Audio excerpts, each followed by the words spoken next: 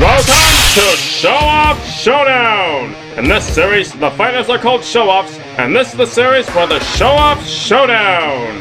Now let's meet the Showoffs for tonight's showdown, shall we? Tonight, we have a hardcore, brutal, badass battle between the Demon Prince and Demon Slayer! That's right, Doomguy vs Hellboy! Will Hellboy meet his doom, or will Doomguy burn in the fires of hell? It's time to find out! I put links to the analysis of both characters in the description below. Now without further ado, it's time for the Showoff Showdown! Get ready for the next battle.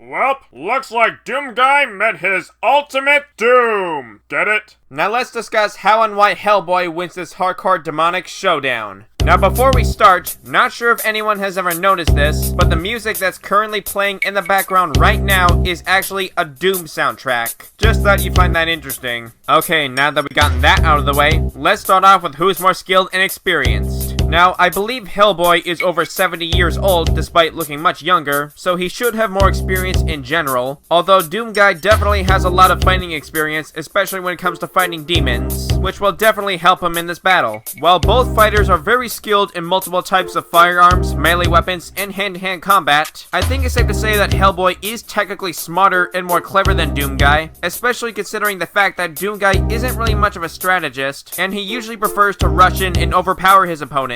He's basically a mixture of brawn over brain and shoot first, ask questions later type of guy. Enough said. Now let's discuss strength. Now, both fighters are quite impressively strong in their own right. Not only is Doomguy strong enough to casually tear demons limb from limb with little effort, but he can also punch the Cyber Demon and Spider Mastermind to death with his bare hands with a Berserker pickup, which is quite impressive considering how big and tough these kinds of demons are. Now as for Hellboy, not only can he easily break concrete and casually snap steel, but he's also strong enough to lift at least 2 tons, if not more, lifted a huge boulder and crushed metal with it, threw a giant tree trunk into a giant's neck, shattered a Hydra head in 2, and even one-shotted a dinosaur. Now, rather if Hellboy is physically stronger than Doomguy or not is debatable, although I think it's safe to say that Hellboy's Prince of Hell form would very likely be stronger than Doomguy. Now let's discuss durability. Not only is Doomguy's armor tough enough to tank a lot of demonic abuse, but he can also tank multiple rounds of plasma, explosions, and attacks from demons capable of tearing grown men in half easily. Not to mention, he can survive at least 2 rockets from the Cyber Demon before the point of death. Now as for Hellboy, he casually tanks and walks off explosions on a regular basis, survived getting impaled multiple times, can fall from hundreds if not thousands of feet and walk it off like nothing, regularly takes hits from giant monsters and robots, he's completely immune to fire and electricity, and he even tanked a massive explosion that destroyed an entire castle. So clearly Hellboy is definitely a lot harder to put down than he looks. Not to mention, Hellboy also has a healing factor, which is yet another tough obstacle that even Doomguy will have a hard time getting past. Now let's see what weapons they got packed up their arsenal. As most of you may know, Doomguy has got a lot, and I mean a lot of weapons packed up his arsenal, including pistols, shotguns, rifles, machine guns, chain guns, chainsaws, rocket launchers, plasma guns, etc. And he somehow carries and wields them all at once. Not to mention, Doomguy also has a few temporary power-ups, such as supercharge, partial invisibility, invulnerability, and of course Berserker mode. Now while Hellboy doesn't have as many weapons in his arsenal as Doomguy, he makes up for his lack of quantity with quality. For example, Hellboy has the right hand of Doom, a virtually indestructible gauntlet-like weapon grafted onto his right hand since he was born. Not only that, but he also has a very powerful handgun built for one-shotting. And there's the big baby, a miniature handheld rapid-fire rocket launcher. He has a few types of grenades and melee weapons, and the Excalibur sword that King Arthur once wielded,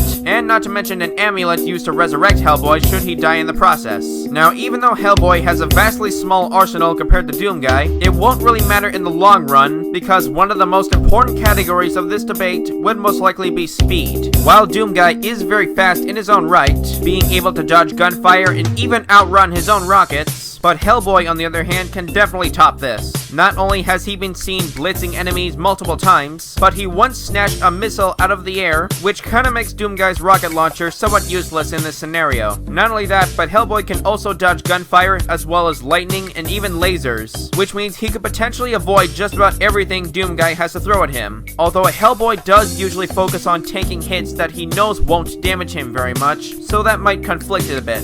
Now, it seems I forgot to mention their strongest weapons earlier, such as everyone's favorite, the BFG, as an example. However, as powerful as it is, considering that it takes a few BFG rounds just to kill a cyber demon, I doubt that even the BFG-10 would be enough to put down Hellboy so easily. If anything, Doomguy's best shot at taking down Hellboy would most likely be the Unmaker, a weapon that directly feeds on the demonic energy of the target. And considering that Hellboy obviously has demonic heritage, the Unmaker is more likely to affect and harm Hellboy than most of Doomguy's other weapons. However, because of the clear speed advantage I mentioned earlier, it's highly unlikely that Doomguy would be able to unmake Hellboy so easily. Besides, I haven't even talked about Hellboy's strongest weapon yet, now have I? Now, Hellboy's most powerful or destructive weapon would most likely be his Vulcan 65 grenade, which is even more powerful than the Vulcan 50, which is powerful enough to blow up an entire mountain. Correct me if I'm wrong, but I believe it takes roughly 248 megatons of TNT to destroy a mountain,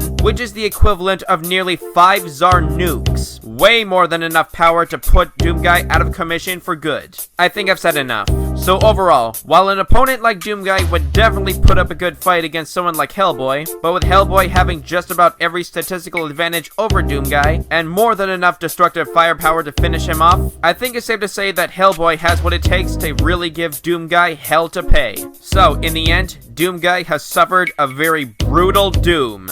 Fine, I'll stop. The winner of this battle is Hellboy. I hope you all enjoyed that remaster of Doomguy vs Hellboy. It has been almost a year since the original version was made, and I've actually been thinking about redoing this episode for quite a while now, as there were a few problems with the original, but hopefully most of them have now been fixed. For instance, one major important thing I forgot to make clear in the original episode is that I was strictly using the classic Doomguy, not the Doom Slayer, which means I wasn't including any feats from the 2016 Doom or Doom Eternal. As a matter of fact, Doom Eternal didn't even exist back then. I was only using feats from the classic Doom games, including Doom 1, 2, Final Doom, Doom 64, Doom 3, and even Brutal Doom. I know that's not exactly canon, but at least it helped Doomguy out a bit in this battle. Anyway, it is confirmed that the Doomguy and Doomslayer are completely different characters. For example, in terms of lore or backstory, Doomguy, aka Flint Taggart, was a Marine who was sent to a facility on Mars after he assaulted a superior officer, in which all hell broke loose. And the Doomslayer is basically an ancient warrior priest who was imprisoned inside a sarcophagus for over 1,000 years, until he was finally set free to wreak his revenge on hell itself. To be honest, I wasn't aware that they were two different characters at first, until much later after I made the episode, mainly because I hadn't played the 2016 Doom yet. But now that I have a much clearer understanding of the difference between Doomguy and Doomslayer, and how I got the two mixed up in the original episode, which is one of the main reasons why I decided to remaster this. So once again, Hellboy was fighting Doomguy, not Doomslayer. Now something tells me this probably isn't the matchup that people really wanted to see, but I think I know what the people really want. They want me to go all the way and do the real deal. They want the mother effing Doomslayer. So why didn't I just do that in the first place? Well, mainly because it's not the right time yet, cause the Doomslayer is not fully developed yet, as Doom Eternal has yet to come. So I'll tell you what, if you guys want to see an all-out rematch, where Hellboy takes on the Doomslayer himself, after Doom Eternal is released, then let me know in the comments below, and we'll see what happens in the future. Oh, and if you're wondering about the pending battle between RoboCop vs. Mega Man Volnut from the Legend series, that episode is still currently in production. Not sure how long it will take to complete it, but hopefully soon, so stay tuned. Got any ideas for Showoff Showdown? Then let me know in the comments below, and hopefully, I just might do them. Now stay tuned for the next episode of Showoff Showdown!